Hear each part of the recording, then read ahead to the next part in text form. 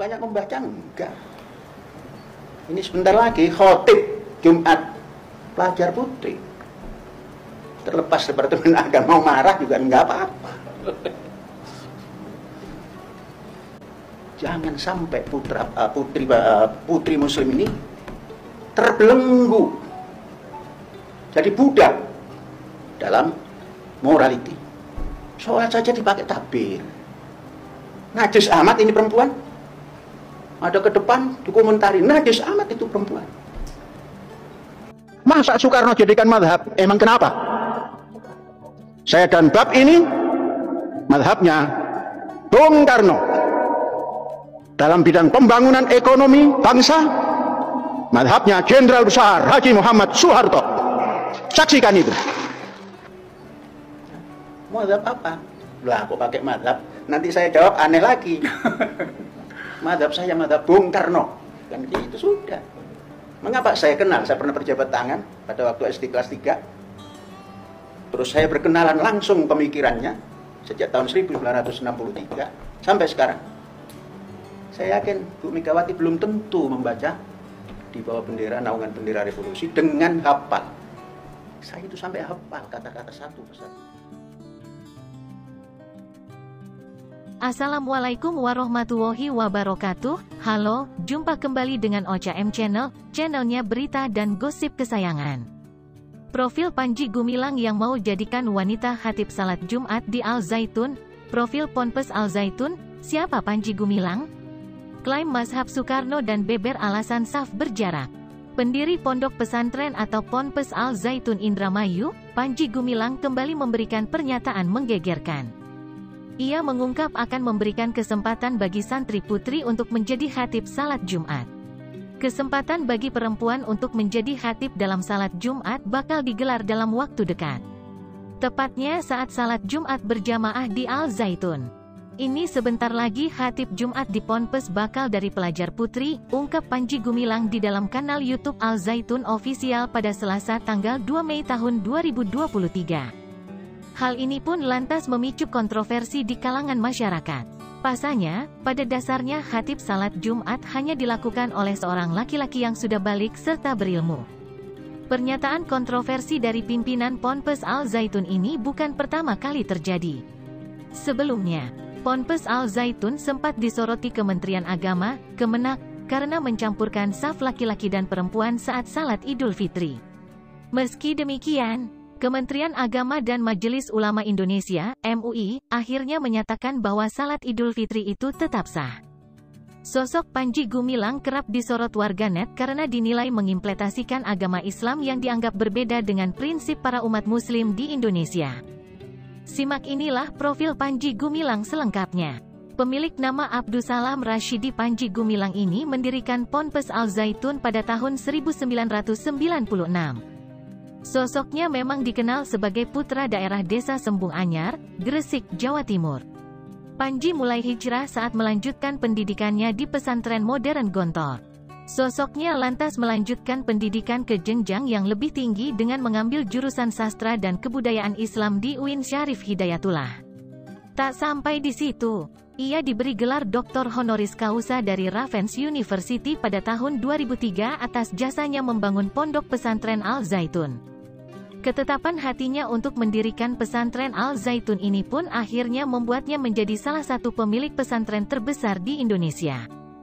Panji sendiri pernah dikaitkan dengan gerakan Darul Islam NIIKW 9 saat sang pemimpin gerakan ini bernama Abu Toto. Belakangan, muncul isu bahwa Abu Toto adalah nama samaran Panji Gumilang.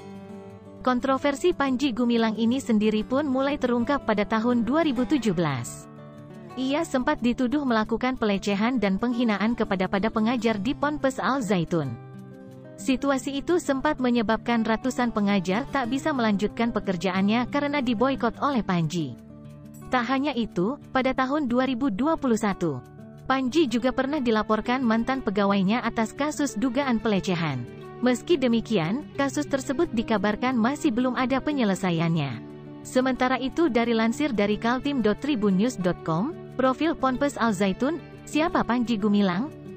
Klaim mazhab Soekarno dan beber alasan saf berjarak. Simak informasi seputar Pondok Pesantren Al Zaitun yang menuai kontroversi belum lama ini. Berikut profil Pondok Pesantren alias Ponpes Al Zaitun. Siapa Panji Gumilang? Pemimpin Ponpes Al Zaitun. Kepada media, Profesor Abdussalam Rashidi Panji Gumilang mengklaim mazhab Soekarno. Ia pun membeberkan alasan saf berjarak. Berikut inilah profil Pondok Pesantren Al Zaitun di Indramayu yang viral tuai kontroversi, lengkap beserta fakta-faktanya. Meski menuai kontroversi, ternyata Ponpes Al Zaitun berdiri secara resmi hingga tercatat sebagai ponpes terbesar di Asia Tenggara. Belakangan Ponpes Al Zaitun menjadi sorotan publik setelah penampakan salat Id mereka viral di media sosial. Mereka menggelar salat Id dengan saf berjarak. Wanita campur dengan jemaah pria hingga azan nyeleneh. Publik mempertanyakan dasar hukum yang mereka gunakan dalam fikih Islam yang dinilai beda dari umumnya. Tak ayal, masyarakat khususnya kaum muslim juga kini mencari profil Ponpes Al Zaitun didirikan. Berikut profil Ponpes Al Zaitun dan fakta-faktanya, dilansir dari Tribun Newswiki. Profil Pondok Pesantren Al Zaitun merupakan lembaga pendidikan Islam yang didirikan oleh Yayasan Pesantren Indonesia, YPI. Ponpes ini berada di Desa Mekarjaya, Kecamatan Gantar, Indramayu, Jawa Barat. Pembangunan ponpes ini dimulai pada tanggal 13 Agustus tahun 1996 silam. Hingga akhirnya Ponpes Al Zaitun resmi dibuka pada tanggal 27 Agustus tahun 1999. Awal pembelajaran di ponpes tersebut juga dimulai pada tanggal 1 Juli di tahun yang sama. Diketahui, peresmian Ponpes Al Zaitun dilakukan oleh mantan Presiden B.J. Habibie. Ponpes yang terletak di Indramayu itu dipimpin oleh Profesor Abdussalam Rashidi, AS, Panji Gumilang. Diketahui Prof. Abdussalam Rashidi tersebut merupakan alumni Pondok Pesantren Gontor.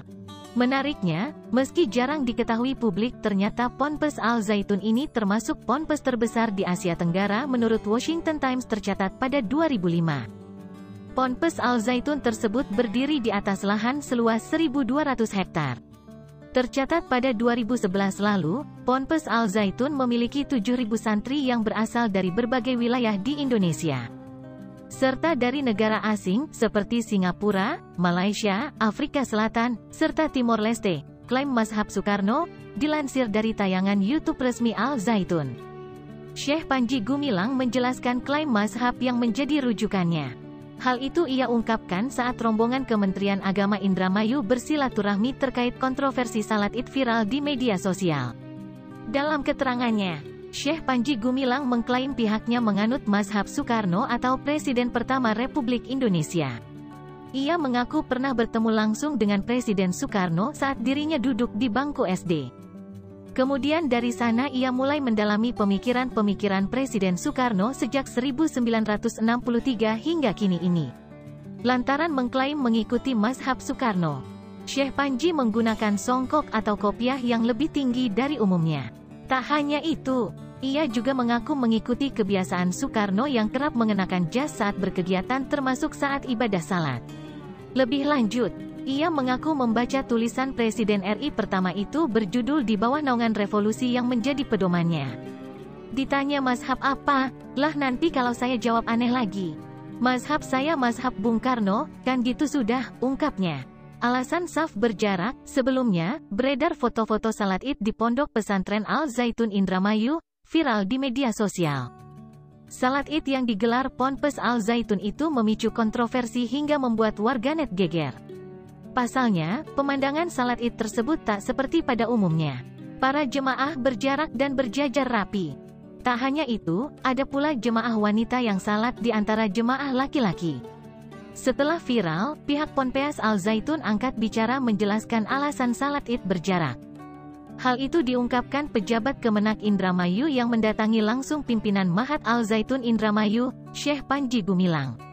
Kepala Sub Bagian Tata Usaha Kantor Kemenak Indramayu, Aan Fatul Anwar mengatakan, dalam pertemuan itu ada sejumlah poin yang ditanyakan pihaknya. Satu di antaranya soal alasan saf jemaah dibuat berjarak. Menurut penjelasan pihak Ponpes, mereka mengambil dasar hukum Al-Quran Surat Al-Mujadalah ayat 11.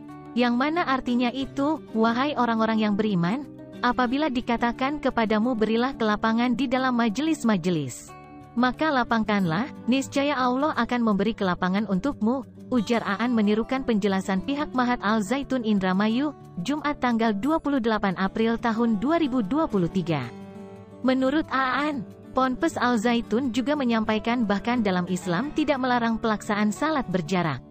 Mereka beranggapan justru dianjurkan memberikan ruang agar jangan terlalu berdesak-desakan. Alasan jemaah perempuan bercampur dengan jemaah laki-laki, sedangkan terkait bercampurnya jemaah laki-laki dan perempuan, disampaikan Aan. Pihak Mahat Al Zaitun menjelaskan bahwa hal itu sebagai bentuk pemuliaan terhadap perempuan. Itu pemahaman dia, dan kami menghargai pemahaman dan pola pikir beliau terkait memuliakan perempuan, ujarnya. Aan menambahkan, pada kesempatan itu, karena dinilai menjadi kontroversi, pihak Mahat justru balik bertanya perihal apa salahnya memuliakan perempuan. Dan perempuan yang ada di samping saya itu perempuan yang sangat saya muliakan sekali. Apakah salah ketika saya memuliakan seorang perempuan? Ujar Aan menirukan ucapan pimpinan Ponpes Al Zaitun. Berdasarkan informasi yang beredar, perempuan yang nampak pada rekaman video salat Idul Fitri yang viral itu diduga adalah istri dari Syekh Panji Gumilang. Di sisi lain, berdasarkan pernyataan pengurus MUI Pusat, bercampurnya jemaah laki-laki dan perempuan dalam hukumnya makruh dan salatnya tetap sah. Namun dalam hal ini, pihak Kementerian Agama Indramayu menyerahkan pemahaman tersebut ke pihak Mahat karena merupakan sebuah pilihan, pasalnya makruh bersifat abu-abu. Dan salat Id itu sunnah. Kenapa yang sunnah harus dipermasalahkan? Ujar Aan kembali menirukan kembali ucapan pimpinan Mahat Al Zaitun. Selain itu, Kemenak juga menanyakan soal adanya laki-laki Nasrani yang ikut dalam barisan jemaah salat Idul Fitri. Pihak Ponpes Al Zaitun beranggapan perihal hal tersebut adalah bentuk penghormatan kemanusiaan. Itu mungkin menghormati, ujar Aan. Sementara itu dilansir dari sukabumiupdate.com, 4 fakta kasus pencabulan di Al Zaitun, Ponpes viral karena kontroversi salat Id. Pondok pesantren, Ponpes Al Zaitun tiba-tiba menjadi perbincangan hangat setelah cara salat Id yang dianggap tidak sesuai dengan syariat Islam viral di media sosial. Foto yang diunggah di akun Instagram @kepanitiaan Al Zaitun menampakkan para jemaah pesantren Al Zaitun menyelenggarakan salat Idul Fitri dengan barisan saf cukup lebar. Warganet juga menyoroti salah seorang wanita yang berdiri di saf laki-laki bahkan berada di belakang imam. Momen tersebut pun tersebar luas di media sosial pada Sabtu, tanggal 22 April tahun 2023 lalu. Usut punya usut, warganet menyebut wanita yang berada di antara saf laki-laki itu istri dari pimpinan Ponpes Al Zaitun, Panji Gumilang yang memang memiliki privilege. Ia juga menyebut bahwa ritual salat semacam itu sudah menjadi kebiasaan dari jemaah Ponpes Al Zaitun. Mengupas dari sisi lain, sebelum Ponpes Al Zaitun viral karena cara salat Id yang kontroversial, institusi pendidikan ini sebelumnya juga pernah ramai dibahas. Namun kala itu, yang menjadi persoalan adalah kasus pencabulan yang menyeret nama pemimpinnya, Panji Gumilang. Pemimpin Ponpes Al Zaitun itu pernah tersandung kasus pencabulan pada 2021 silam. Menilik jejak Ponpes Al Zaitun dari suara.com, berikut beberapa informasi seputar kasus pencabulan di Ponpes Al Zaitun, Indramayu termasuk yang melibatkan pemimpinnya, Panji Gumilang. 1. Dugaan pencabulan oleh pimpinan Ponpes Al Zaitun. Pimpinan Pondok Pesantren Al Zaitun di Indramayu dilaporkan ke Polda Jabar, dugaan terkait tindakan pencabulan. Pimpinan Ponpes Al Zaitun di Indramayu yakni Panji Gumilang diduga telah mencabuli pegawainya sendiri, dikutip via suarabogor.id. Panji Gumilang dilaporkan ke Polda Jabar oleh seorang perempuan berinisial K asal Kabupaten Indramayu. Dugaan pimpinan Ponpes Al Zaitun cabuli pegawainya tersebut dilaporkan K. Menurut pengacara korban, Jumaidi Anom, terlapor atau Panji Gumilang telah mencabuli K sejak tahun 2018 hingga tahun 2020. Menurut kesaksian Anom, Panji mulai melakukan aksinya sejak korban dipindahkan lokasi kerjanya dari Cikampek ke Indramayu. Setiap kali terlapor beraksi, K berusaha menolak karena dia dan Panji tidak terjalin hubungan suami istri. Namun, Panji dilaporkan tetap bersikeras hingga akhirnya tindakan tidak senonoh yang dilakukan pimpinan pesantren cabul itu tidak tertahankan lagi oleh korban. Kabid Humas Polda Kombes Pol Erdi Caniago membenarkan soal laporan K terkait dengan dugaan kasus pencabulan yang dilakukan oleh Panji. Sementara ini, Ditreskrimum Polda Jabar tengah melakukan penyelidikan lebih lanjut untuk mengungkap kebenaran soal laporan korban. Sudah ada beberapa yang dipanggil, termasuk PG-nya. Laporannya diterima bulan Februari, ujar Erdi dikutip Selasa tanggal 25 April tahun 2023. Menurutnya, jika yang dilaporkan K merupakan fakta, Panji dapat dikenai pasal 289 KUH pidana dan bisa dihukum pidana paling lama 9 tahun. 2. Panji Gumilang dilaporkan oleh K dengan tuduhan pencabulan. Pimpinan Ponpes Al Zaitun dipolisikan dengan tuduhan pencabulan. Panji Gumilang dilaporkan ke polisi oleh seorang perempuan yang merupakan mantan pegawai pesantren di Indramayu itu. Pelapor berinisial K melalui pengacaranya, Jumaidi Anom menyampaikan, Panji Gumilang telah mencabuli korban K sejak tahun 2018 hingga tahun 2020, dilansir via suarajabar.id. Ditreskrimum Polda Jabar tengah melakukan penyelidikan lebih lanjut untuk mengungkap kebenaran soal laporan korban. 3. Polisi periksa 24 saksi terkait dugaan pencabulan pimpinan Ponpes Al Zaitun. Proses hukum dugaan tindak pencabulan dengan terlapor pimpinan Ponpes Al Zaitun Panji Gumilang terus bergulir di Polda Jabar. Penyidik Ditreskrimum Polda Jabar sendiri sudah memeriksa keterangan 24 saksi terkait dugaan pencabulan yang dilakukan oleh pimpinan Ponpes Al Zaitun itu. Hal itu dikonfirmasi oleh Kabid Humas Polda Jabar Kombes Pol Erdi Caniago, Rabu tanggal 21 April tahun 2023 lalu. Erdi mengatakan, saksi yang dimintai keterangan termasuk terlapor dan pelapor. Sampai sekarang masih dilakukan penyelidikan. Total ada 24 saksi yang diminta keterangan, termasuk terlapor, pelapor, juga dokter, ujar Erdi di Mapolda Jabar, dikutip via suarajabar.id. Selasa tanggal 25 April tahun 2023. Pada bulan Februari, perempuan berinisial K melapor kepada Polda Jabar terkait aksi pencabulan yang menimpa dirinya. Aksi itu dilakukan oleh seorang pimpinan pesantren di Indramayu yang namanya cukup tersohor. Menurut laporan korban, terlapor sudah melakukan aksinya sejak tahun 2018. Aksi itu dilakukan terlapor sejak K dipindahkan tempat kerjanya dari Cikampek ke Indramayu. Pada bulan Februari tahun 2020, akhirnya K melaporkan terlapor ke Polda Jabar dengan didampingi oleh kuasa hukum. Dalam laporannya, K mengikut sertakan barang bukti berupa kwitansi berobat, hasil pemeriksaan USG, dan video. Awalnya, laporan dari kasus ini mencuatkan nama terlapor dengan inisial PG. Namun, pada akhirnya keterangan soal terlapor sebagai pimpinan pesantren yang namanya menggaung hingga ke mancanegara itu merujuk kepada Pondok Pesantren Al Zaitun yang dipimpin oleh Panji Gumilang. 4. KPAI terima 4 laporan pelanggaran hak santri di Ponpes Al Zaitun. Komisi Perlindungan Anak Indonesia, KPAI, mendapatkan laporan dugaan pelanggaran hak-hak santri di Pondok Pesantren Al Zaitun, Indramayu, pimpinan Panji Gumilang. Komisioner KPAI Bidang Pendidikan, Retno Listiarti menjelaskan KPAI sudah menerima 4 kali laporan itu.